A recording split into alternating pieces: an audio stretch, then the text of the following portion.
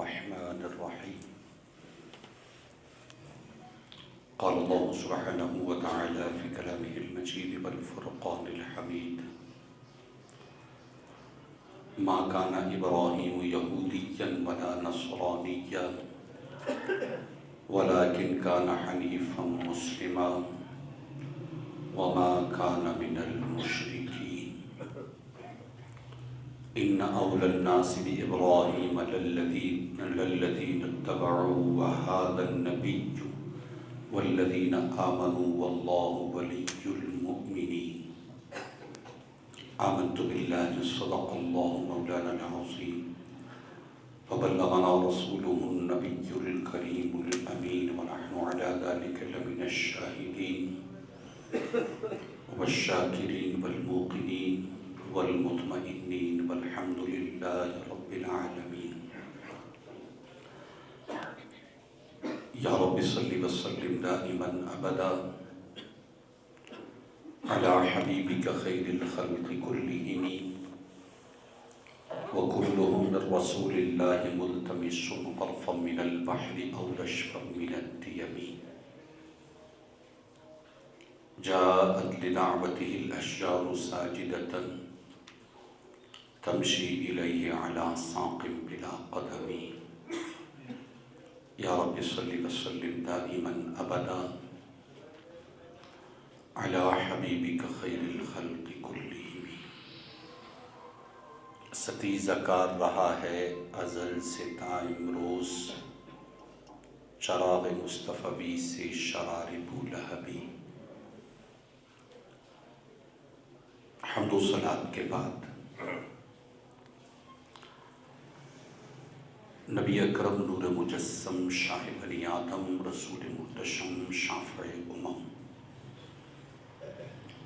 صلی اللہ تعالی علیہ وآلہ وصحبہ وبارک وسلم کی مبارک مقدس مطہر منور ذات والا صفات پر ہدیہ درود و سلام. اس کے ضمن میں حدیث مبارکہ نبی علیہ السلام نے ارشاد فرمایا: جو بندہ مجھ پر محبت سے روز جمعہ درود پاک پڑھے گا میں اس کے درود کو خود سنوں گا. محبت کے ساتھ درود پاک پڑھی. اللہم صلی علی سیدنا و مولانا محمد معدن الجود والکرم وعلی آلہ و اصحابہ وبارک وسلم. گزشتہ جمعۃ المبارک میں نبی پاک صلی اللہ علیہ وسلم کی ایک حدیث مبارکہ جسے مختلف محدثین نے مختلف اسناد کے ساتھ لکھا، اس حدیث مبارکہ کی کسی حد تک ہم نے تشریح سنی تھی. نبی پاک صلی اللہ علیہ وسلم نے ارشاد فرمایا: لا تشد الرحال الا الى ثلاثة مساجد.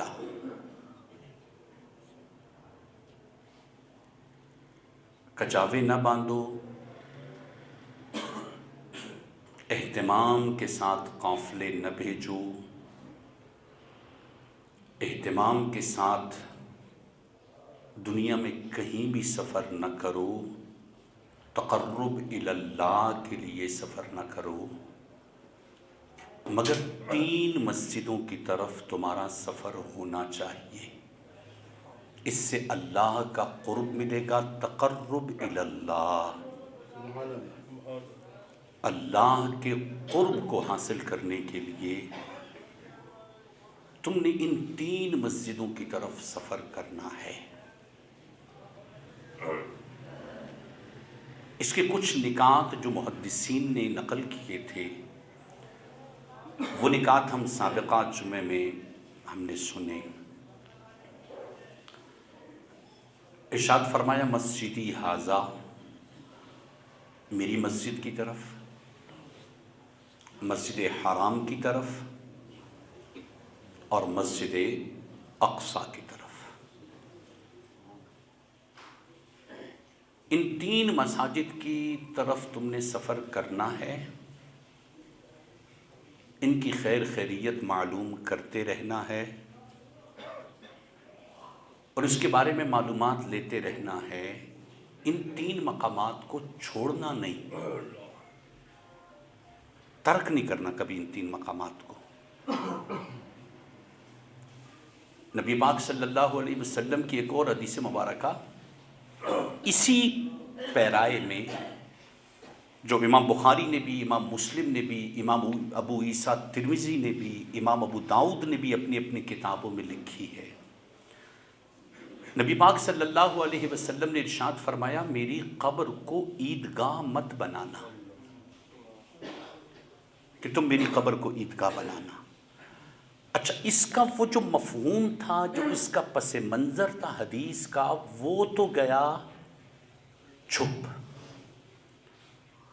اور بدعقیدہ لوگوں نے اور کچھ جان بوجھ کے حدیث کی تشریح کو غلط کرنے والے لوگوں نے اس کو غلط رنگ دے کے رکھا کہ تم مدینے میں نہ جاؤ۔ دیکھو سرکار نے فرمایا میری قبر کو عیدگاہ مت بنانا، کہ جس طرح عید کا سماں ہوتا ہے اور تم کپڑے پہن کر جاتے ہو اور تم وہاں پر پہنچتے ہو، تم مدینے میں ایسے نہ جانا۔ حضور نے منع کیا ہے کہ میری قبر کو عیدگاہ مت بنانا۔ حالانکہ اس حدیث کا سابقہ اور لاحقہ، یعنی ابتدا کا حصہ اور بعد کا حصہ بتاتا ہے، نبی علیہ الصلوۃ والسلام یہ فرما رہے ہیں کہ میری قبر کو عیدگاہ مت بنانا، ایسا نہ ہو کہ سال میں صرف 2 مرتبہ آنا۔ جیسے عید سال میں 2 دفعہ آتی ہے، ایسے نہ آنا کہ 2 دفعہ تم آ جانا۔ نہ، میری قبر کو عیدگاہ مت بنانا۔ مراد یہ ہے کہ تم سے جب عید تو سال میں 2 ہی دفعہ آتی ہے، تو ایسا نہ کرنا کہ تم سال میں 2 ہی دفعہ آنا۔ میری قبر کو عیدگاہ مت بنانا، بلکہ تم میں سے جس سے ہو سکے، جب ہو سکے، میرے پاس پہنچ جانا۔ حدیث کا مفہوم یہ تھا، اور حدیث کو رنگ دوسرا دیا گیا۔ اور ہمارے ہاں بھی ضروری نہیں ہے کہ ہم لوگ بھی حقیقت کو تلاش کرنے والے ہوں، ہم جو سوشل میڈیا پہ چلتا ہے وہ ہم کرتے ہیں۔ یہ جو حدیث مبارکہ ہے 3 مساجد کا جہاں ذکر ہے، اس کے ساتھ متصل یہ حدیث بھی ہے۔ نبی علیہ الصلوۃ والسلام تو مسجد نبی شریف، نبی علیہ السلام کا روضہ اقدس کہاں ہے؟ مسجد نبی شریف میں۔ اب نبی علیہ الصلوۃ والسلام ارشاد فرماتے ہیں، کجاوے نہ باندھو لا تشد الرحال، کجاوے نہ باندھو، سفر کا آغاز نہ کرو، تم کو قافلے نہ بناؤ مگر 3 مسجدوں کی طرف قافلے بناؤ۔ اور قافلے سال میں 2 دفعہ نہیں بنانے، جب تمہارا بس ہے تم قافلے بناؤ اور تم ان 3 مسجدوں کی طرف جاؤ۔ ان 3 مسجدوں میں ایک مصطفیٰ کریم علیہ الصلوۃ والسلام کی مسجد ہے، اور جو محبوب کی مسجد ہے اسی مسجد میں ہی تو محبوب جلوہ گر ہے۔ تو ایک طرف تو سرکار اہتمام کے ساتھ فرما رہے ہیں کہ کجاوے باندھو، سفر کرو، قافلے لے جاؤ، خیر خبر ان کی جو قافلے لے جا سکتا ہے وہ ان 3 مقامات پر قافلے لے جائے، اور جو قافلے نہیں لے جا سکتا وہ وہاں کی خیر خبر ضرور لے، کیونکہ ان 3 مقامات کا وارث پوری دنیا کا مسلمان ہے۔ ہم وارث ہیں اس کے، جو کلمہ گو ہے وہ وارث ہے اس کا۔ اس کی خیر خیریت معلوم کرنا اس پر اس حدیث مبارکہ کی روح سے لازم ہے۔ گناہگار ہوگا وہ شخص کہ جو ان 3 مقامات کی خیر خیریت نہیں معلوم کرے گا، اس کو پتہ نہیں ہوگا کہ مدینے میں کیا ہو رہا ہے، مکے میں کیا ہو رہا ہے، اور مسجد اقصیٰ میں کیا ہو رہا ہے۔ ہمارے ایمان کا حصہ ہے۔ اچھا، یہ کیوں سرکار فرما رہے ہیں 3 مسجدیں؟ سرکار حرم شریف ہی فرما دیتے، سرکار مسجد نبوی شریف ہی فرما دیتے، مسجد اقصیٰ کو ایڈ ہی نہ کرتے؟ مسجد اقصیٰ کو بھی ایڈ کیا ہے۔ وجہ کیا ہے؟ آج کے جمعۃ المبارک میں قرآن کریم فرقان حمید کی سورہ آل عمران میں آیت طیبہ ہے، اس آیت طیبہ سے کچھ حالات کا پس منظر سمجھنے کی کوشش کریں گے۔ جب تک کسی چیز کی حقیقت اور ریئلٹی نہ سمجھ میں آئے، اس وقت تک یہ جنگ ہمیں ایک فضول، ایک علاقائی، ایک قبائلی جنگ تو لگے گی، لیکن اسلام و کفر کی جنگ نہیں لگے گی۔ دل اس طرح جلے گا ہی نہیں۔ ہاں، ابھی جو ہم ویڈیوز وغیرہ دیکھ رہے ہیں، جو بھی معاملات ابھی دیکھ رہے ہیں نا، تو وہ انسانیت کے ناطے ہو سکتا ہے بعض لوگوں کو بہت برا لگ رہا ہو، یار دکھ ہو رہا ہے، کیا ظلم ہو رہا ہے، لیکن بحیثیت دین کے اس کا پرپس نہیں سمجھ رہے کہ اتنے بچے کچلے کیوں جا رہے ہیں. اس کے پیچھے ایک آگ جو ہے یا اس کے پیچھے ایک ایم جو ہے کہ جو بچوں کو اس طرح کچلنے پر یہودیوں کو مجبور کر رہا ہے، وہ ایم کیا ہے؟ آخر وہ سبب کیا، کیوں ہو رہا ہے ایسا؟ باوجود اس کے کہ فلسطین ایک چھوٹا سا خطہ ہے، اس کو کاٹ کے اسرائیل بنایا گیا. غزہ کا علاقہ چھوٹا سا علاقہ ہے. اس چھوٹے سے علاقے پر یہودی اتنا قابض اور اتنا جنونی ہو چکا، اسرائیلی اتنے جنونی ہو چکے کہ نہ بچوں کا خیال، نہ ہاسپٹل کا خیال، ظلم، جبر، بربریت کی داستانیں تاریخ میں اب کبھی زندگی میں کبھی ایسا کبھی مسلمانوں نے کیا ہوتا نا تو وہ ملک بھی بین ہوتا، مسلمان دہشت گرد بھی ہوتے، مسلمان ٹیررسٹ بھی ہوتے، مسلمان سب کچھ ہوتے. یہودی کر رہا ہے نا، اب وہ نہ وہ دہشت گرد ہے، نہ وہ اس وقت جو ہے اس پر پابندی لگے گی، نہ اس پر کچھ لگے گا، کیونکہ یہودی ہے. کچھ چیزیں ایسی ہوتی ہیں جنہیں ہمیں سمجھنا پڑے گا.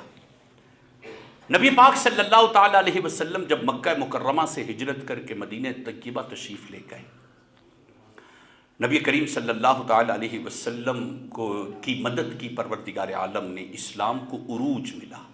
یہ بڑا قابل توجہ جملہ ہے، بہت ضروری ہے ہمارے لیے، ہمارے کانسیپٹس کے لیے، ہمارے نظریات کے لیے، ہمارے عقائد کے لیے، کیونکہ کسی بھی چیز کی بیس پتہ چلے.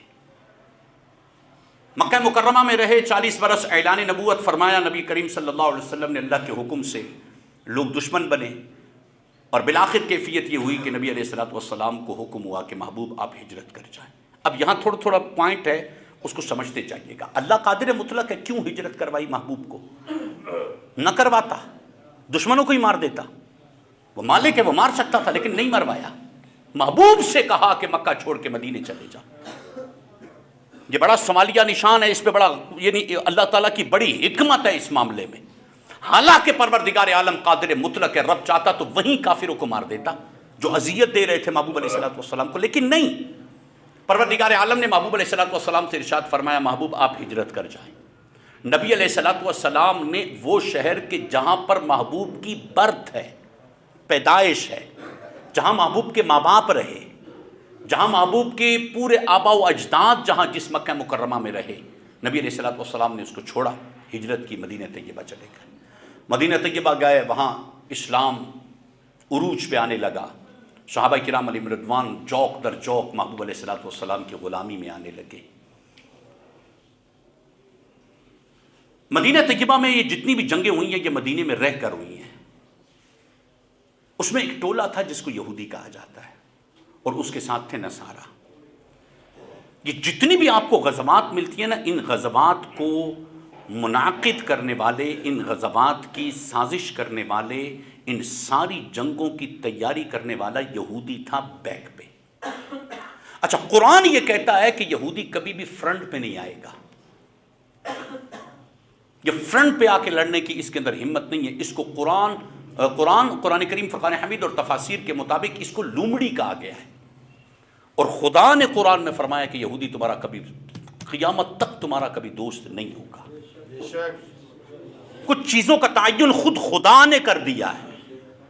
پروردگار عالم نے ارشاد فرمائی یہ تمہارے یہودی نہیں. اچھا، اسلام کو جب عروج ہوا مدینہ طیبہ میں، اب آپ احادیث بخاری میں ہے، مسلم میں ہے، دیگر کتب احادیث کے اندر حدیث پاک موجود ہے. نبی پاک صلی اللہ علیہ وسلم نے پھر ایک وقت آیا، میرے اور آپ کے آقا و مولا صلی اللہ علیہ وسلم نے اعلان فرمایا کہ یہودیوں کو جزیرہ عرب سے نکال دو. بڑی توجہ سے، بہت امپورٹنٹ سبجیکٹ ہے. ہمارے آقا صلی اللہ علیہ وسلم نے ارشاد فرمایا کہ یہودیوں کو جزیرہ عرب سے نکال دو، انہیں جزیرہ عرب میں رہنے کا حق نہیں ہے. دو نام استعمال ہوئے ہیں اس علاقے کے، ایک عرب شریف اور دوسرا حجاز مقدس. سعودیہ کبھی عرب کا نام نہیں رہا، کبھی بھی عرب کا نام سعودیہ نہیں رہا. سعودیہ کا نام احادیث میں اور آثار میں صحابہ کرام علیہم رضوان کے دو ہی نام چلے، ایک عرب جو حدیث مبارکہ میں آیا اور دوسرا نام چلا حجاز. سعودیہ تو تب آیا جب آل سعود نے مکہ مکرمہ مدینہ طیبہ پر حملہ کر کے قبضہ کیا، تب سے یہ سعودیہ ہے. اس سے پہلے یہ حجاز مقدس تھا، اس سے پہلے یہ عرب شریف تھا. یہ ایک پوری ہسٹری ہے کہ یہ سعودیہ بنا، اور سعودیہ بننے کے بعد کیا ظلم ہوا. یہ جب سعودیہ بنا تو پھر سعودیوں نے کیا ظلم کیا تھا. یہ پائرٹ آف دی کیریبین تھے. یہ جتنے سعودی ہیں یہ تقریباً سارے سمندری لٹیرے ہیں. ان میں سے کوئی بھی ولی نہیں ہے. آل سعود میں کوئی ولی پیدا نہیں ہوا ابھی تک، حالانکہ مکے پر قابض ہے، مدینے پر قابض ہے، لیکن ان میں کوئی ولی پیدا نہیں ہوا. اس کی ہسٹری بتاتی ہے آل سعود کی. یہ سارے یہودیوں کے ایجنٹ رہے ہیں بلا تفریق مسلک و مذہب. آپ آل سعود کی ہسٹری پڑھیں، یہ پوری ہسٹری بتاتی ہے ہر دور میں یہ لوگ بکے ہیں. انہوں نے یہودیوں کا ساتھ دیا ہے. اور نبی علیہ الصلوۃ والسلام کا فرمان کہ یہودیوں کو جزیرے عرب سے نکال دو، یہ فرمان مسلم ہے کتب احادیث کے اندر، اور یہ قرآن کے مطابق ہے. کچھ فیصلے ایسے ہوں گے یا کچھ دشمنیاں ایسی ہیں کہ جس کے بارے میں مجھے آپ کو قیامت تک کے مسلمانوں کو اللہ اور اس کے رسول نے خبر دے دی ہے. اللہ نے فرما دیا یہ تمہارا دشمن ہے. اللہ نے فرما دیا، اللہ کے رسول نے فرما دیا یہ تمہارا دشمن ہے. وہ جس بھی لباس میں آئے، وہ کسی بھی اینگل میں آئے، جس کو قرآن کہہ دے، جس کو مصطفیٰ کا فرمان کہہ دے کہ یہ تمہارا دشمن ہے، تو بس بات ختم ہو جاتی ہے. وہ دشمن تھا، وہ دشمن ہے، وہ دشمن رہے گا، کیونکہ نہ قرآن بدل سکتا ہے نہ مصطفیٰ کا فرمان بدل سکتا ہے. سرکار ہمیں ماننا پڑے گا، مسئلہ ہمارا ہے. ہم اس کو اپنا دشمن سمجھتے ہیں یا نہیں، یہ پوری ڈیبیٹ ہے. ہم تو بالکل، ہمارے اوپر تو غالب ہو گئی انسانیت، ہمارے اوپر غالب کر دیا ہیومن رائٹس، ہمارے اوپر تو غالب کر دیا حقوق انسانی، یہ ہم پر غالب کر دیے. اب اسرائیل میں یا غزہ میں کسی کو ہیومن رائٹس سمجھ نہیں آئے. اب کسی تنظیم کو ہیومن رائٹس کی جتنی تنظیمیں ہیں یا جتنے علاقے یا جتنے ممالک ہیں ان کو یہ ظلم جبر بربریت نظر نہیں آیا. یہ میرا جسم میری مرضی والے ایک بچی پر ظلم ہو جائے تو حالت یہ ہوتی ہے طوفان بدتمیزی ہوتا ہے، سوشل میڈیا بھرا ہوا ہوتا ہے. کتنی چھوٹی چھوٹی بچیوں کو ہاسپٹل میں مار دیا اور کس بے دردی کے ساتھ مارا. اب وہ کہاں ہیں؟ کیونکہ انہی کی بنی ہوئی ہیں، انہی کی بولی بولیں گی. ہمارا ایک سوشل میڈیا 90% ہمارا یہودیوں کے ہاتھوں میں بکا ہوا ہے. یہ بولی ان کی بولے گا اگرچہ ان کے خلاف بولے، لیکن ہوتا انہی کا ہے. اب وجہ کیا ہے؟ اس کے ریزن بتائیں، ہمیشہ یاد رکھیے گا. بہت بڑا ٹرننگ پوائنٹ نبوت کے چیپٹر میں بہت بڑا ٹرننگ پوائنٹ آیا تھا.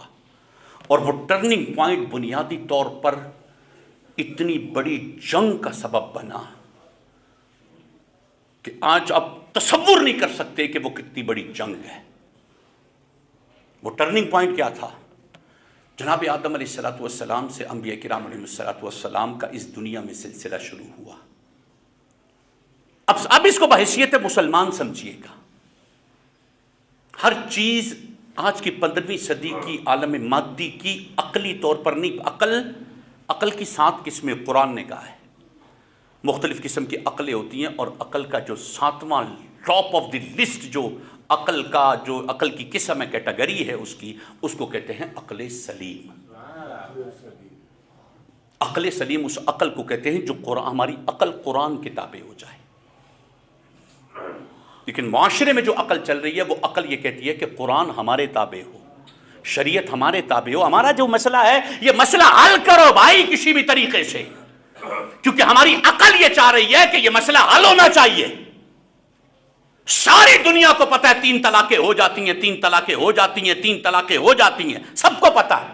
لیکن جب یہ مسئلہ ہمارے اوپر آ جاتا ہے نا تو ہم مولویوں سے پہلے راہ نکالتے ہیں، اور جب راہ نہیں نکلتی تو غیر مقلدین وہابیوں سے جا کے فتوے لے کر ہم اپنی بیوی کو بچانے کے لیے شریعت پر چھری پھیر دیتے. یہ ہے گراؤنڈ ریئلٹی، بڑی تلخ ہے. ہم اس لیول کے میچور اور اس لیول کے اسٹرانگ دماغ والے مسلمان نہیں ہیں. مجبوری آنے پر اور ضرورت آنے پر تو ہم کہیں بھی پلٹ پاتے ہیں. یہ تو ہمارا فیکٹ ہے، یہ ہماری کمزوری ہے، اور یہ نقصان دشمن لے چکا. اب چیزوں کو سمجھنا ہے. جناب آدم علیہ السلام سے اس دنیا میں نبوت کا آغاز ہوا. یہ نبوت چلتی چلتی چلتی چلتی بنی اسرائیل میں آئی، ایک کے بعد دوسرا نبی، دوسرے کے بعد اگلا نبی، اگلے نبی کے بعد اگلے نبی، اگلے نبی، اگلے رسول، اگلے نبی، بنی اسرائیل میں آ گئے۔ بنی اسرائیل بہت سٹرونگ قوم تھی قرآن کی آیات طیبات کے مطابق۔ قرآن نے بنی اسرائیل کو جب یہ حق پر تھے، جب یہ نبیوں پر قربان ہوتے تھے اور جب یہ نبیوں کی مانتے تھے، اتباع کرتے تھے انبیاء کی، تو قرآن نے کہا ہے کہ ان جیسے طاقتور دنیا میں کوئی نہیں ہے۔ یہ بنی اسرائیل کو کہا ہے۔ اسرائیل اصل میں جناب یعقوب علیہ السلام کا اسم مبارک ہے، ان کی قوم کو کہا جاتا ہے اسرائیلی، اسرائیل والے۔ جب نبوت کا سلسلہ بنی اسرائیل کی قوم میں آیا تو یہ بڑے سٹرونگ لوگ تھے، قرآن نے ان کی تعریف کی ہے، یہ بڑے طاقتور لوگ تھے، یہ اپنے نبی کے کہنے پر اپنے بچوں کو، اپنے سب کچھ کو قتل کر دیتے تھے، بہت متشدد، بہت سخت تھے۔ قرآن کہتا ہے ہم نے عالمین کی بادشاہت ان کو دے دی، اسرائیل کو۔ کئی آیات طیبات اس بات پر ہے۔ اس پوائنٹ پر آ کے اب وہ ٹرننگ پوائنٹ جو میں بتا رہا تھا کہ جہاں سے پھر یہ حسد اور کینہ، بغض، عداوت اور دشمنی کی بنیاد پڑی ہے۔ وہ دشمنی کی بنیاد یہ ہے کہ جناب ابراہیم، میں نے پچھلے جمعے میں کہا تھا جناب ابراہیم علیہ السلام فلسطین میں تھے۔ اچھا، جناب ابراہیم علیہ السلام سے اب نبوت چلتی ہے جناب اسماعیل میں، اور اسماعیل علیہ السلام سے یہ نبوت بنی اسرائیل سے نکل جاتی ہے۔ یہ پوائنٹ سمجھیے گا، یہ بیسک پوائنٹ ہے۔ ابراہیم علیہ السلام مشترک ہے۔ میں نے آپ کو پچھلے جمعے کہا تھا درود ابراہیمی، اللہم صلی علی محمد وعلی آل محمد کما صلیت علی ابراہیم وعلی آل ابراہیم۔ ہم 1,24,000 نبیوں کو ماننے والے ابراہیم پر فقط درود کیوں پڑھے؟ کوئی لاجک تھی اس کی، اس کا کوئی سبب ہے، اس کی کوئی وجہ ہے۔ درود ابراہیمی کو نماز میں رکھ دیا اور باقاعدہ ابراہیم علیہ السلام اور ابراہیم کی آل پر درود کا حکم ہے اس امت مصطفیٰ کو۔ تو ایک پوائنٹ ہے جس پوائنٹ پر آ کے، جس کو میں ٹرننگ پوائنٹ کہہ رہا ہوں، کہ جہاں پر درود ابراہیمی ہمیں حکم ہوا کہ پڑھو اور یاد رکھنا ابراہیم اور ابراہیم کی آل کو۔ جناب ابراہیم علیہ السلام، ان کے شہزادے اسماعیل علیہ السلام، اسماعیل علیہ السلام سے یہ نبوت نکل جاتی ہے بنی اسرائیل سے اور عرب میں آ جاتی ہے، قریش میں۔ وہ نور محبوب کا منتقل ہو جاتا ہے بنی اسرائیل سے عرب کی طرف۔ اچھا، یہ نور جب منتقل ہوتا ہے نا، یہ نور چلتے چلتے چلتے چلتے جناب عبد المطلب، حضرت عبداللہ، اور حضرت عبداللہ سے اماں آمینہ، اور اماں آمینہ سے اس دنیا میں وہ نور اس دنیا کو جگمگانے کے لیے جلوگر ہوتا ہے۔ وہ نور ہمارے اور آپ کے آقا و مولا صلی اللہ علیہ وسلم کا نور ہے۔ اب نبوت بنی اسرائیل سے نکل گئی۔ نکلنے کے اسباب تھے، وہ اسباب یہ تھے، اب ہسٹری پڑھے بنی اسرائیل کی، جب تک تو یہ لوگ حق پر تھے، بڑے طاقتور، بڑے قوت والے۔ قرآن کہتا ہے ہم نے عالمین کی بادشاہت اس کو دی، بنی اسرائیل کو۔ بڑے طاقت والے ہیں، بڑی قوت والے ہیں، بڑے میچور ہیں، بڑے سٹرونگ ہیں، بہت طاقتور ہے۔ قرآن کے الفاظ میں پڑھ رہا ہوں آپ کو، جب آپ مجھے نہیں، یہ قرآن خود بنی اسرائیل کے بارے میں کہہ رہا ہے، یہ بڑے طاقتور ہیں، بڑے قوت والے، بڑے اختیار والے۔ جب انہیں اس بات کا یقین ہو گیا نا کہ بس ہم اللہ کے محبوب ہیں، ہمارے علاوہ کوئی اور عالمین میں نہیں ہے، اس پراؤڈ کے اندر آ کے انہوں نے پھر نبیوں پر ظلم کر دیا۔ اب ہم اللہ کے جتنے مقرب ہو گئے، نبیوں کی ہم کو ضرورت ہی نہیں ہے، کیوں خدا نبی بھیجتا ہے؟ نہ نہ نہ نہ، ہم خدا کے لیے ہیں، ہم نبیوں سے بڑھ کر ہم ہیں، ضرورت نہیں ہے ہمیں نبیوں کی۔ 70 نبیوں کو شہید کیا ہے بنی اسرائیل نے، کہ ہمیں نبی کی ضرورت نہیں ہے، بس ہم اللہ کے مقرب ہو گئے۔ قرآن کہتا ہے پھر یہ یہودی، اور ہمیشہ عیسائی جو ہے یہ اس کا چیلا رہا ہے، یہودیوں کا یہ ہمیشہ چیلا رہا ہے۔ یہودی ہمیشہ پراؤڈ میں آ کے کہا کرتے تھے ان کو، یہ کہتے تھے یہ کچھ نہیں ہے، قرآن نے وہ لفظ لکھے ہیں، پروردگار عالم نے ارشاد فرمایا یہودی کہتے ہیں کہ نصارہ کچھ نہیں ہے، نصارہ کہتے ہیں یہودی کچھ نہیں ہے، یہ دونوں نہ وہ جنت میں جائیں گے نہ وہ جنت میں جائیں گے، یہ دونوں آپس میں پھر لڑتے رہے، اور ہمیشہ ایک ٹائم گزرا ہے، بڑا ٹائم گزرا بنی اسرائیل سے کہ عیسائی ہمیشہ ان کی لونڈی بن کے رہا ہے، یہودیوں کی۔ اب جب نبوت یہاں سے پلٹ گئی نا، پہلے تو کہتے تھے کہ ہمیں نبیوں کی ضرورت نہیں ہے، اب جب انہوں نے نبیوں کو شہید کرنا شروع کیا، ظلم جبر بربریت خود کرنا شروع کر دی، آفاقی قوانین کو خود یہودیوں نے توڑنا شروع کر دیا، نہ ہم جس قسم کے مقرب لوگ ہیں، پھر ہمیں اس تقرب کے اندر ہمیں خدا کے حکم کی ضرورت نہیں ہے۔ اب دو چیزیں تھیں، کتابوں میں لکھا ہے باقاعدہ تفاسیر میں، اب یہودی یہ کہتے تھے کہ ہمیں جبریل کی ضرورت نہیں ہے، جبریل سے میسج خدا کا لینا بھی کفر ہے، ہم اللہ کے اتنے مقرب ہو گئے ہیں، ہماری تخلیق اور ہمارا مقام، ہمارا مرتبہ اس لیول پہ پہنچ چکا ہے کہ اب ہمیں خود پتہ چل جاتا ہے کہ خدا چاہتا کیا ہے، اب ہمیں کسی کی ضرورت نہیں ہے۔ نبیوں کو قتل کر دیا۔ اچھا، انہوں نے بڑے دعوے کیے، ہم ملائکہ سے بھی لڑائی ہوگی، فلانا ہوگا، یہ ہوگا، وہ ہوگا۔ پروردگار عالم نے ان سے نبوت لے کے قریش کو دے دی۔ جب افضل تھے تب افضل تھے، جب بگڑ گئے تب بگڑ گئے۔ اچھا، جب یہ نبوت نکلی ہے جناب اسماعیل، ابراہیم، اسماعیل، اور یہاں سے نبوت قریش کی طرف چلی گئی۔ اب جب قریش کی طرف چلی گئی نا، ایک ٹائم بعد یہودیوں کو یہ احساس ہوا کہ ہم سے غلطی ہو گئی۔ اب اس غلطی کے احساس میں یہ لوگ بجائے اس کے کہ رجوع کرتے، انہوں نے خدا سے جنگ شروع کر دی۔ ہماری خدا سے لڑائی ہے، خدا نے یہ نبوت بنی اسرائیل سے نکالی کیوں؟ اسرائیل کی آج بھی کتابوں کے اندر ہے، وہ جو آپ کو لگے گا نا، نیٹ پر آپ سرچ کرو نا تو دیوارِ گریا پر یوں کر کے دے رہے ہوتے، وہ خدا کو گالی دے رہے ہوتے، وہ خدا کو گالی دے رہے ہوتے، نبوت کو تم نے بنی اسرائیل سے کیوں نکالا؟ وہ خدا کو سنا رہے ہوتے، خدا کی توہین کر رہے ہوتے، کیوں نکالا تم نے خدا نبوت کو بنی اسرائیل سے؟ اب وہ خدا سے جنگ ہو گئی۔ اب جیسے یہ سلسلہ چلا اور محبوب جلوہ گر ہو گئے، آپ کتابیں اٹھا کے دیکھیں حضور کے ولادت کی اور نبی علیہ السلام سے پر ایمان لانے کے حوالے سے جتنے بھی اہل کتاب ہیں، یہودی ہیں، عیسائی ہیں، یہ سارے محبوب علیہ السلام جتنے بھی اس وقت اہل کتاب تھے نا، نبی علیہ السلام نے جب یہ معجزات ظاہر ہوئے، نبی علیہ السلام نے اعلان نبوت کیا، معجزات ظاہر ہوئے، اہل کتاب کہتے تھے کہ یار کتابوں میں جو لکھا ہے وہ تو یہ وہی نبی ہے۔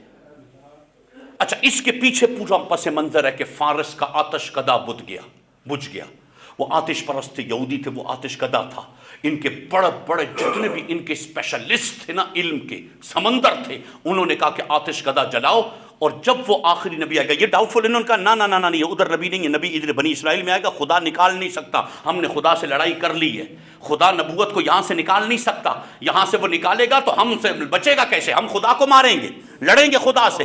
یہ بنی اسرائیل کا وہ تھا۔ اب انہوں نے ایک آتش کدہ جلایا، اور یہ طے تھا کہ کتابوں میں لکھا ہے کہ وہ جو آخری نبی جب پیدا ہوگا نا، یہ آتش کدہ بجھے گا، اور وہ مکے میں جب مصطفیٰ جلوہ گر ہوئے تو بجھ گیا۔ ٹھیک ہے، اب چیزیں سمجھیے گا، اصل تھوڑی سی اس ریئلٹی کو سمجھیے گا تاکہ حقیقت حال سمجھ میں آ جائے۔ آتش کدہ بھی بجھ گیا، علامتیں ساری محبوب میں پائی جا رہی ہیں آخری نبی ہونے کی۔ یہودیوں نے محبوب علیہ السلام کے خلاف جتنا حضور کو مارنے کے لیے انہوں نے پلان کیا ہے، آپ کتابیں اٹھا کے دیکھیں حیران ہو جائیں گے۔ یعنی آپ نے سنا ہوگا نبی علیہ السلام کو بکری میں زہر بھی دیا تھا، بکری کے گوشت میں محبوب علیہ السلام کو زہر دیا تھا، وہ یہودی عورت تھی، اس نے نبی علیہ السلام، یعنی اپنا وہ قصد اور ضد تھی کہ یہ نبی آ گیا ہے، علامتیں ادھر پوری ہوئی ہیں، لیکن یہ وہ نبی نہیں ہے، ہم نے اس نبی کو قتل کرنا ہے۔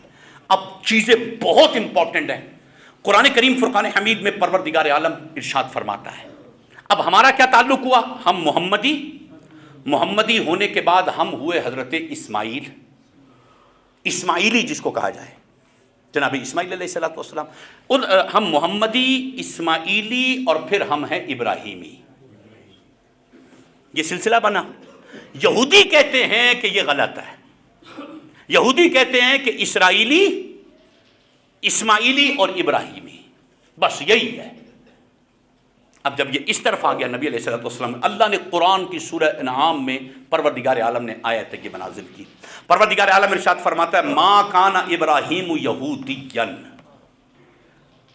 پہلا تو یہ کلیئر کر لو، پروردگار عالم نے ارشاد فرمایا محبوب بتا دو ان یہودیوں کو جو پلاننگ کر رہے ہیں نا، اور یہ دعوے کرتے تھے، تقریریں کرتے تھے، اور باقاعدہ انجیل اور دیگر کتابوں کے ریفرنسز لے کر آتے تھے کہ ابراہیم یہودی ہے، ابراہیم علیہ السلام، اسماعیل جب یہ یہودی ہے تو پھر قریشی میں نبی کیسے آئے گا؟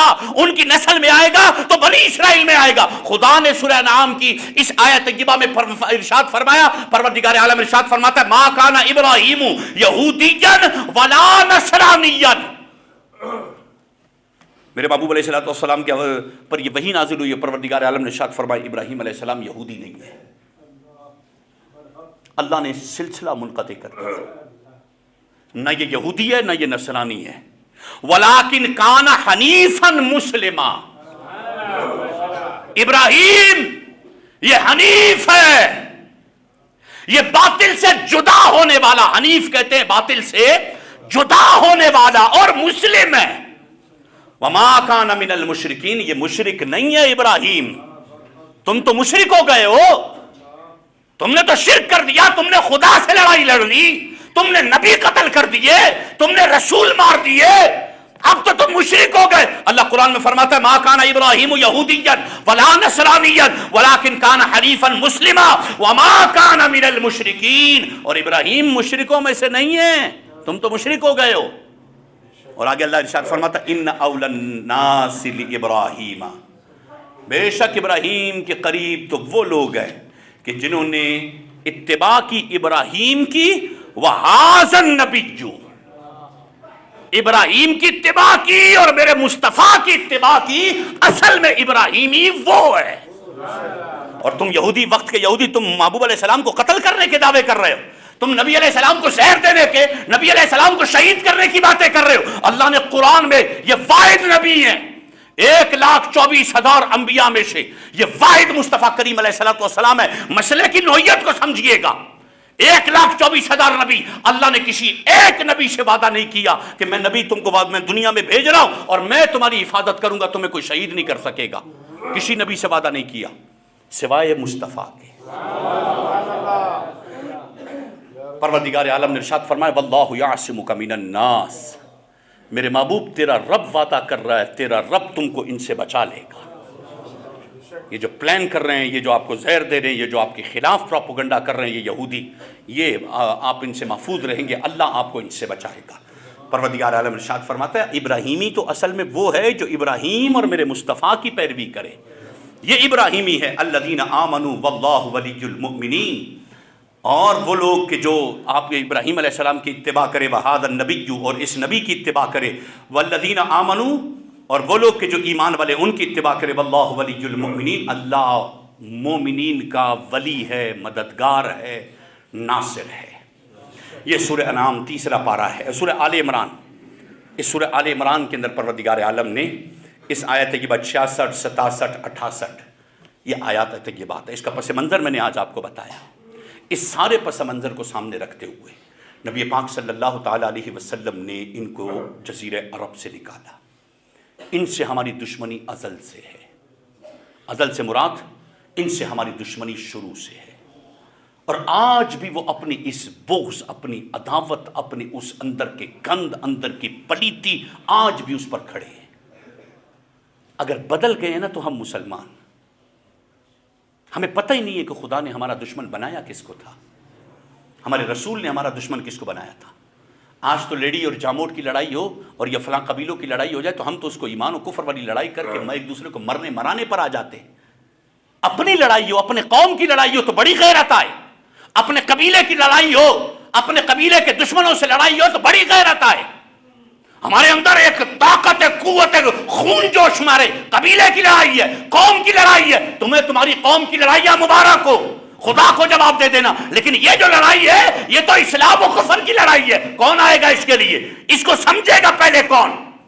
ریئلٹی پہلے، اصل میں اس کی بیس اور اس دشمنی کی حقیقت کو سمجھے گا کون؟ ہمارے پاس تو وقت ہی نہیں ہے ہم سمجھے۔ ہمیں پھر یہودیوں نے کس طریقے سے مسلمانوں کو چنگل میں لے، یہ ہر مرتبہ جب چنگل میں لیتے ہیں نا پوری دنیا کے مسلمانوں کو ہیومن رائٹس کے ذریعے پیسے دے کر، ڈالر دے کر، تیل دے کر، جتنی بھی چیزیں دے کر، یہ یہودی جب مسلمانوں کو اپنے چنگل میں پھنساتے ہیں، یہ ڈائریکٹ ان میں سے کوئی یہودی نہیں آتا، ان کے سامنے ان کے دلال یا تو سعودیہ ہوتا ہے یا محمد بن سلمان ہوتا ہے یا کوئی اسلامی ملک ہوتا ہے جو اس کی دلالی کرتے ہوئے دنیا کے مسلمانوں کو یہودیوں کے چنگل میں پھنساتے ہیں، اور ہم پھنس رہے ہیں۔ ہمیں تو اس جنگ سے لینا دینا نہیں ہے، ہمیں تو پتہ ہی نہیں ہے، ہمیں تو اصل دیکھیں میرے یاد رکھیے گا بھولے بھالے مسلمانوں، گراؤنڈ ریئلٹی یہ ہے، جس دن ہم نے دین کا احساس کر لیا، جس دن ہم نے محمدی ہونے کی حقیقت کو سمجھ لیا، جس دن ہم نے سمجھا، جس دن میرے وجود میں، میرے جسم میں، میری روح میں، میری عقل اور شعور کے اندر یہ سوچ بیدار ہوئی نا کہ انا محمدی، کہ میں محمدی ہوں، اور محمدی ہونے کے بعد پھر جو مصطفیٰ کا دشمن ہے وہ میرا دشمن ہو گیا، پھر جو ان کے دشمن ہے وہ ہمارے دشمن ہو گئے، جو ان کے دوست ہے وہ ہمارے دوست ہو گئے۔ ہم نے صرف اس احساس کو اجاگر کرنا ہے، اور یہ احساس اجاگر تب ہوگا اس وقت جو کنڈیشن دیکھیں، یہ طوفان تھمنے والا نہیں ہے، ہو سکتا ہے قریب میں کچھ دب جائے لیکن یہ تھمنے والا نہیں ہے۔ قرآن کے آیتوں کے مطابق، احادیث طیبہ کے مطابق یہ تھمے گا نہیں۔ ستیزہ کار رہا ہے ازل سے تائم روز، چراغ مصطفی سے شرار بولہبی، یہ لگا رہے گا، یہ ایمان و کفر کی جنگ یہ قیامت تک رہے گی، نو ڈاؤٹ، اس میں کوئی شک نہیں ہے، یہ چلے گا۔ اپنے اپنے مقدر کی بات ہے کہ ہمارا حصہ کن لوگوں کے اندر ہوتا ہے، ہمارا حصہ کن لوگوں میں، ہمارا مومنین کے اندر ہے۔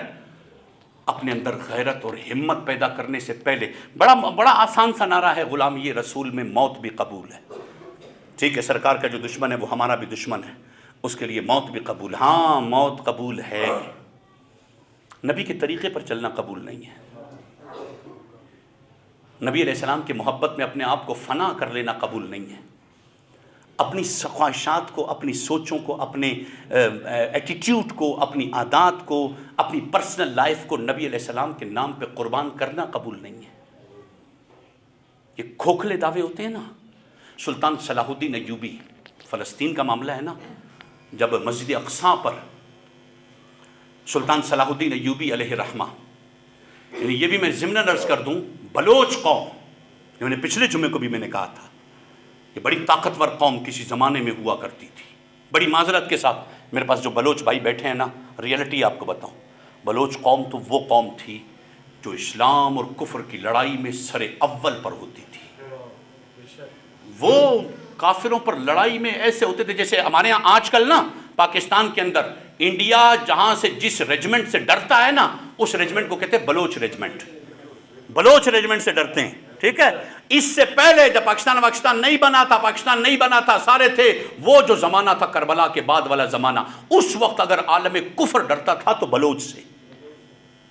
یہ اسلام کے بڑے سپہ سالار گزرے ہیں بلوچ۔ یہ الگ بات ہے کہ دشمن نے، پھر یہودی نے انہی بلوچوں کو کبھی لسانیت میں، قومیت میں آپس میں لڑوا کے ان کی طاقت بجائے کفر کے مقابلے میں استعمال ہوتی، کفر کے لیے ہوتی، یہودیوں کے لیے ہوتی، ان کی طاقت اب استعمال ہوگی آپس میں، کلمہ گو پڑھنے والوں میں، زبان الگ ہے لڑائی شروع، لسانیت الگ ہے لڑائی شروع، صوبائیت الگ ہے لڑائی شروع، ہمیں قبائلیت میں، صوبائیت میں، لسانیت میں لڑا دیا، اس بڑی طاقتور قوم کے اس کی طاقت کو توڑ کے رکھ دیا، اور آج ہم اس لڑائی کو بڑا جہاد سمجھ رہے ہیں۔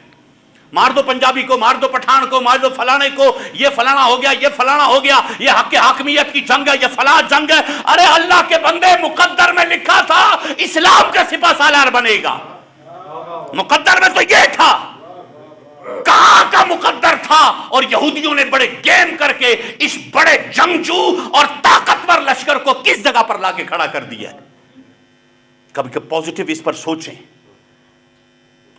سلطان صلاح الدین ایوبی نے جب مسجد اقصیٰ فتح کر لی، وہ جملے آج بھی تاریخی جملے راڈرک کے موجود ہیں، جب اس پر قبضہ ہوا تھا اور سلطان صلاح الدین ایوبی علیہ الرحمہ نے فلسطین آزاد کروایا تھا، جب فلسطین آزاد ہو گیا نا تو فلسطین کے، یعنی اب حالت میں کیا بولوں، ہماری یعنی ایک عجیب سی کنڈیشن ہو گئی جب سے فلسطین والا مسئلہ چلا، ڈیبیٹ چل گئی سوشل میڈیا پر. اب بجائے اس کے کہ مقصد کی بات کریں، ڈیبیٹ پتہ کیا چلی ہے؟ سنہری گنبد اصل مسجد اقصیٰ ہے یا سنہرا گنبد اصل میں مسجد اقصیٰ ہے؟ یہ ڈیبیٹ سوشل میڈیا پہ چل رہی ہے. بعض بول رہے ہیں نہیں یہ سنہری والا نہیں ہے، یہ جو ہے نا سلور والا، یہ مسجد اقصیٰ ہے. یعنی یہ کوئی موقع ہے اس بات کا، اور دونوں قریب قریب ہے، یہ دونوں ملا کے مسجد اقصیٰ ہے. یہ پوری ڈیبیٹ ہے، یہ الگ ہے پورا. وہ اب اس پر بھی کہہ دیا کہ نہیں یہ والی نہیں ہے، یہ والی ہے، یوں نہیں ہے، یوں ہے. ارے خدا کے بندو، کام والی بات تھی. جو اصل جو سبق تھا، جو مورل تھا، جس چیز کو سمجھنا تھا، وہ تو گیا. سلطان صلاح الدین ایوبی نے جب مسجد اقصیٰ اس کو فتح کیا نا، اور فتح کرنے کے بعد آپ بیمار ہو گئے. تاریخی جملے لکھے ہیں کتابوں میں. آپ بیمار ہو گئے نا، تو عیسائیوں کا، اصل میں یہودی تو آگے آتے نہیں تھے، تو عیسائی ہوتے تھے لڑنے والے آگے فرنٹ پہ. تو عیسائیوں کا بڑا راڈرک تھا، اور بھی 2-4 وہ تھے. وہ سلطان صلاح الدین ایوبی سے ملنے آئے. فتح ہو چکا تھا بیت المقدس، فلسطین فتح ہو چکا تھا. سلطان صلاح الدین ایوبی بیمار ہوئے تو عیادت کے لیے آئے. سلطان صلاح الدین ایوبی مسجد اقصیٰ کے قریب ایک چٹائی پر لیٹے، پھٹے ہوئے کپڑے، پیبند لگے ہوئے کپڑے، اور مسلمانوں کا سپہ سالار لیٹا ہوا ہے چٹائی پہ.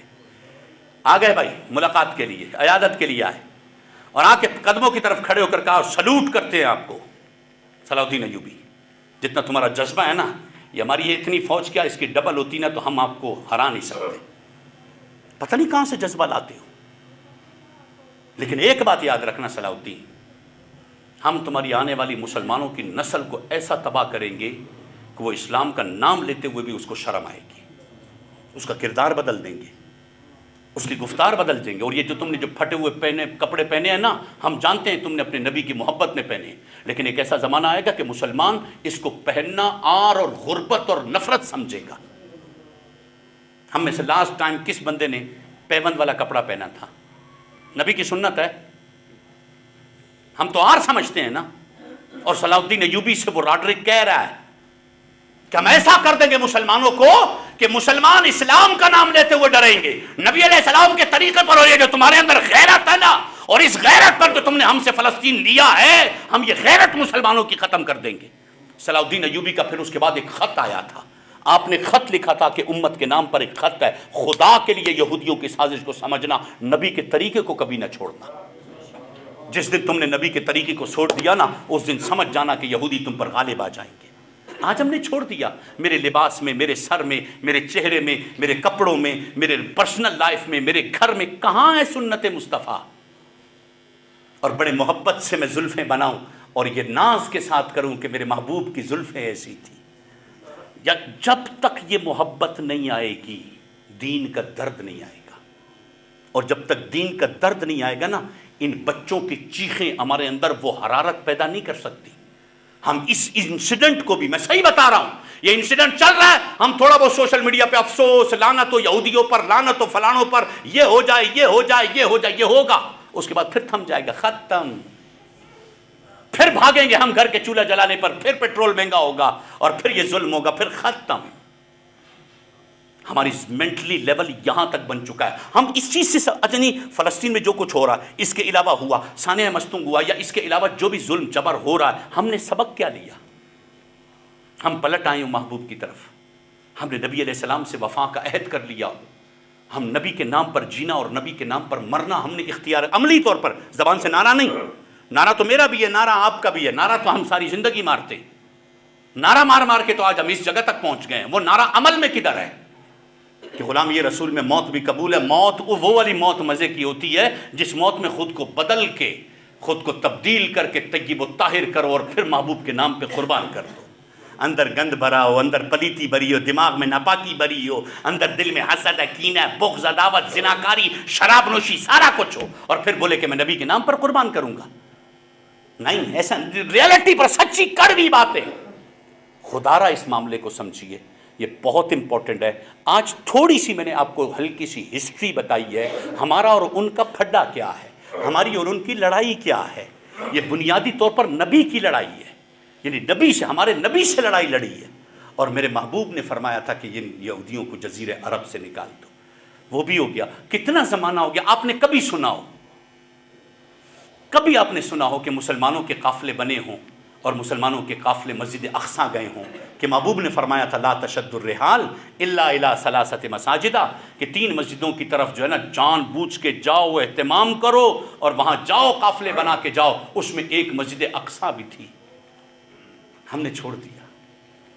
حرم میں جو کچھ ہوا وہ ہم سب کے سامنے۔ اچھا، آج تک ایک بڑی تعداد تو وہ اس بات کو ہی نہیں سمجھ پائی کہ مکہ شریف اور مدینہ شریف میں آل سعود نے کیا کیا ہے۔ ہم اس چیز کو بھی قبول نہیں کر پا رہے، اور ہم میلاد منانے والے، 11ویں منانے والے، اور حالت یہ ہے یزید نے، یہ یزید کس کی وجہ سے، واقعہ کربلا، اس کا پس منظر میں نے ماہ محرم میں نے عرض کیا تھا کہ اس کے پس منظر کے اندر یہ ہے یزید ہے، اس کو تباہ و برباد کرنے والے اصل میں پیچھے یہودی تھے جنہوں نے بدلہ لیا ہے مصطفیٰ کی آل سے۔ وہ تو کسی موقع پر تم کو نہیں چھوڑ رہے، اور ہمیں تو پرواہ نہیں ہے، نو پرابلم بھائی، یہ وہاں کی جنگ ہے، ہمارا اس سے کوتا۔ عقیدے کی جنگ جو ہوتی ہے نا، وہ دنیا میں کہیں بھی ہو، عقیدہ جب ایک ہو، نظریہ جب ایک ہو، جب سوچ ایک ہو، تو پھر ایسی صورت کے اندر پھر یہ فاصلے نہیں دیکھے جاتے، اہتمام ہوتا ہے۔ اس کا بہترین حل یہ ہے کہ آج ہم اپنا کردار بدلیں۔ اگر چاہتے ہیں کہ فلسطین دوبارہ عزت اور وقار کے ساتھ مسلمانوں کے پاس ہو، ہم اپنا وقار بدلیں، ہم اپنا انداز بدلیں، اپنی تربیت کریں، اپنے اندر تبدیلی لے کر آئیں۔ ہمارے اندر ہر بندہ ایک سرکار کا ایک ادنا سا غلام بن جائے، جس کو دیکھ کے پتہ چلے کہ مصطفیٰ کے در کا عاشق ہے کون سا، سرکار کا غلام ہوتا کیسے، ایسے بن جاؤ۔ اللہ کی عزت کی قسم، آج بھی پورے پاکستان کے اندر پولیس سے ریلیٹڈ ہونا آفیشلی جو قانون ہے پورے پاکستان کا، وہ قانون یہ ہے کہ آج بھی ہر تھانے میں صبح فجر کی نمازیوں کی تعداد لکھی جاتی ہے، نوٹ کی جاتی ہے، پولیس والے نوٹ کرتے ہیں۔ کس نے کہا تھا؟ فجر کی تعداد سے کیا غرض ہے؟ یہودیوں کو یہ پتا ہے، انہوں نے حدیث پڑھی ہے، انہوں کو پتا ہے، انہوں نے پتا ہے کہ مسلمان غالب کب آئیں گے۔ مسلمانوں کے نبی نے کہا تھا کہ جب فجر کی نماز میں جمعے والا رش ہو جائے گا، مسلمانوں کا نمازی جمعے والے ہوئیں گے، اس دن دنیا پر پھر مسلمانوں کی حکومت آ جائے گی۔ نوٹ کرتے جاؤ کتنے لوگ ہیں، نوٹ کرتے جاؤ، آج تک نوٹ کر۔ ہمیں کبھی محسوس ہوا؟ ہم نے کبھی شعور ہی نہیں، ہمیں پتہ ہی نہیں ہے دشمن کدھر ہے ہمارا، اور دشمن ہمارے لیے کر کیا رہا ہے، ہم تو اس کو سوچ ہی نہیں سکتے، ہمیں تو اس سے مطلب ہی نہیں ہے۔ خدا کے لیے اگر ہم محمدی ہیں تو ہمیں اس سے مطلب ہے، اور اگر محمدی نہیں ہے تو پھر ہم جانے، پھر خدا جانے، پھر معاملہ جانے، پھڈا جانے، لڑائیاں جانے، پھر ہمارا کسی سے تعلق نہیں ہے۔ لیکن اگر ہم محمدی ہیں تو ہمارا تعلق تھا، ہے اور رہے گا۔ کیوں؟ کیونکہ ہم محمدی ہیں، مصطفیٰ کے در کے فقیر ہیں، اور فقیروں کا تعلق رہتا ہے کہ میرے مصطفیٰ کا جو ہے وہ ہمارا ہے۔ لہٰذا اپنے آپ میں تبدیلی پیدا کریں، اپنی سوچ میں تبدیلی پیدا کریں، اپنے آپ کو اصل دشمن کو سمجھیں اور عمل کی طرف آئیں، کردار کی طرف آئیں۔ یاد رکھیے گا، ہم جب تک یہ نہیں سمجھیں گے نا، ہم لفظی جنگ بڑی کر لیں گے، وقتی طور پر تقریریں بھی بڑی جذباتی ہو جائیں گی، حاصل وصول کچھ نہیں ہوگا۔ جس دن ہم بدل گئے نا، جس دن ہم میں تبدیلی آ گئی، اللہ کی عزت کی قسم تبدیلی در ہم ہوں گے، عالم کفر کی بنیادیں ادھر ہلیں گی۔ آپ طاقت تو دیکھنا مسلمانوں کی، قوت تو دیکھیے گا مسلمانوں کی۔ ایک دن ہم بدل جائیں نا، جس دن ہم بدلے نا، ہماری ہوا سے یہودی مر جائے گا، ہمارے جسم سے ٹچ ہونے والی ہوا سے وہ مر جائے گا۔ ہماری طاقت اور پاور بہت بڑی ہے، کیونکہ مصطفیٰ ہمارے ہیں۔ اللہ پاک مجھے، آپ کو، ہم سب کو عمل کی توفیق عطا فرمائے۔ یہ ایک اعلان سماعت فرمائے۔